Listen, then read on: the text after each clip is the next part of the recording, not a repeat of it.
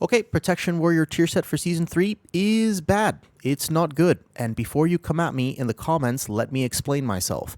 This is the Mountain Thane tier set. Tier sets notoriously for tanks have been used to tune tanks forever. Throughout WoW's history, each tier set kind of determines how a tank is actually going to perform because normally they're relatively close.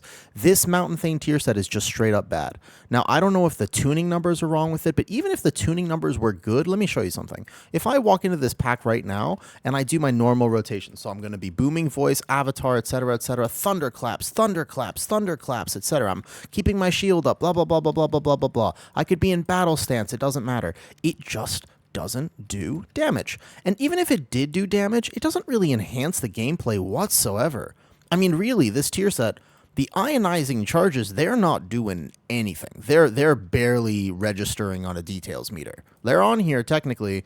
Now, it's possible that there's a PvP scaling modifier, which is when you're testing these tank tier sets before the dungeons actually come out, you are literally testing them against PvP training dubbies. So maybe these ionizing strikes, like, you know what I mean? Very potentially, these have some PvP scaling modifier on them, but let me explain why this is just not good anyways. This is just a random damage proc on a Thunderclap. I get that it's Mountain Thane. I get that it's kind of the vibe of Mountain Thane, but it's just meh. It doesn't add to the gameplay whatsoever.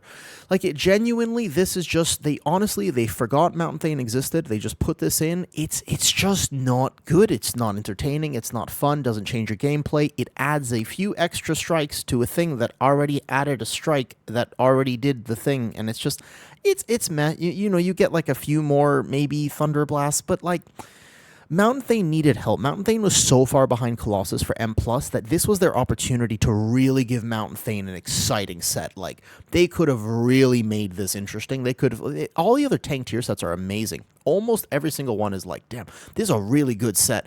This one's just disappointing, I'm not going to lie. But if you're a Prot Warrior enjoyer, do not fear, because the good set is coming up. This one... they could really have cooked on it a lot more. There's really not much to say about it. Mountain Thane needed a lot of help because it was so far behind Colossus anyways that for Prot Warrior enjoyers, I know a lot of people like the playstyle of Mountain Thane. It's just not going to be applicable unless they significantly buff this or even rework this set. You're playing Colossus. Now, here's what happens when you play Colossus. This is where it gets interesting. This set is actually, in my opinion, the second most defensive tank set for pretty much any tank this entire season. This one's good. It's not good because it's necessarily exciting. It's not good because it really is a lot of damage. It's good because it gives warriors something that they didn't necessarily have before. This gives them self-sustain. Your warrior is going to feel a lot tankier because of this set in particular. Warrior traditionally has never been one-tapped. Also, caveat real quick, can we just admire the fact this set is kind of awesome? Like, the Mog of this is sort of badass, actually. Like, this set is really good. I don't know about that. This set is cool. I'm just looking at the character real fast. But aside from that, listen, Colossus set, it's not that it just does damage. All tank sets do damage right now. All of these sets are like crazy 15-20% damage increases. This one, it's mostly that you get the bleed effect because you can have very high uptime. It's a shield slam critical strikes. Let's read the set real fast. Demolish damage increased by 20%. Critical strike damage of your abilities increased by up to 20% on targets affected by your demolish for 10 seconds based on the number of stacks of Colossal Might. Colossal Might should almost always be maxed out. So basically you just get critical strike, 20%, which means that you're going to be a very crit-heavy Prot Warrior. You're going to want as much crit as possible, playing with 40% crit if possible. Like, you want as much crit. PvP vendors don't really get to customize your gear just yet, so we have what we have right now. But effectively, you're going to want as much crit as you possibly can manage with this. But here's the next thing. The shield slam critical strikes increase your shield, rend and deep wound damage. If I go here and I press no other button, the second I get a crit on this, I will be able to. So I'm just going to wait. The second I get a crit, I will proc this tier set. It does not depend. It's going to take me a second because I might need to do this. I need to, again, customize my gear a little bit. There you go, right there. Yeah, I got it right there. So it does not require demolish on the target. It gives you a buff that increases your bleeds on everyone. That's what's interesting because they also buff this talent heavily. Prot Warrior notoriously has had a niche of not being a very self-sustainable tank. This changes that. straight up. This is a lot of self-healing that's going to happen. When I go into an M+ environment, I'm in a pack and I'm tanking it. I'm making sure I actually play Prot Warrior well. I get all my damage amps, booming voice, avatar, thunderous roar, boom, boom, boom, boom, boom. I do feel like they could address almost the button bloat that Warrior has a little bit when you walk into a pack trying to get all your buttons off, but basically, you are actually going to be doing gigantic, not only damage, it's not the damage, it's the fact that my bleeds are doing so much damage, and they count for a lot. They count for a lot of value, actually.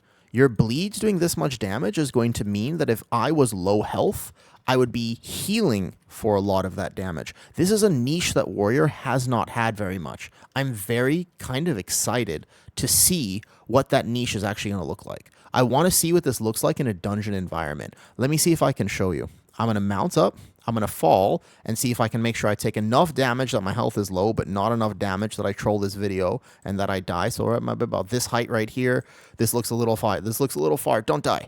Oh, perfect. Okay, so now my health is lower. On 3 targets in a PvP environment, I want to see. I'm not going to cast Ignore Pain. I'm just going to walk in, do my rotation. So 1, 2, 3, get all my buttons off, right? Get all my buttons off. And then I just want to apply this, and then we're going to be shield slamming. And give or take, on 3 targets in a PvP scenario, let's look at the healing done. Fueled by Violence is going to be effectively a massive self-sustain avenue for Warrior. Again, not casting Ignore Pain or anything. But Fueled by Violence is going to be quite nice for Prot Warrior. It's actually going to heal me up against these targets in the city. Imagine what it does in a pack with like 10, 20 targets. First pull of Gambit, you're just going to be having this constant feedback loop of Fueled by Violence. It is going to be a lot of self-sustain. And that's one thing I like about the tank tier sets. Right now, all these tank tier sets are focused on damage, but tanks are supposed to be tanky. Tanks are supposed to tank. So yeah, damage is cool and oftentimes does determine which is going to be the meta tank, but this is the interesting thing. Warrior, Druid, even Monk with Shadowpan, some tanks got like a significant defensive gain where other tanks just got more damage. And like you could argue, well, there's a little bit of leech, a little bit of this, but like really, some tanks got actually defensive value, and some tanks got like 1 or 2% defensive value. So this is one thing that's going to be interesting, because if Season 3 notoriously is not that hard for tanks, so maybe the damage is all that matters, but you also have things like Dawnbreaker and other dungeons, which is like there are some hard-hitting tank dungeons, and being able to be the tankiest tank, we're going to have a lot of damage. Keys are going to go quite high. I don't think you can underestimate the value of just being a sturdy tank. Like, even if your damage is a little bit lower, your utility perhaps a little lower, which Prot Warrior is not because of the rework. You get Disrupting Shout, actually huge. Disrupting Shout, Shockwave, etc., etc. But this is interesting.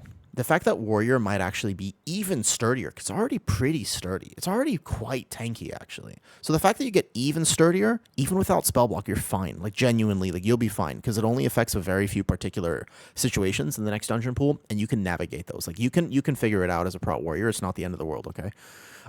This is interesting. I just think this set, actually, I'm kind of interested in playing my Warrior. It makes it, like, I like being a very self-independent tank. This gives me that option to kind of just be like, okay, well, my Warrior, I actually have to be less dependent on my healer. I already felt like I wasn't dependent on my healer on my Warrior, so it's like, okay, great. This just doubled down on what Warrior's good at and also gives it a little bit of that extra niche. So that's my thoughts on the Prot Warrior tier set.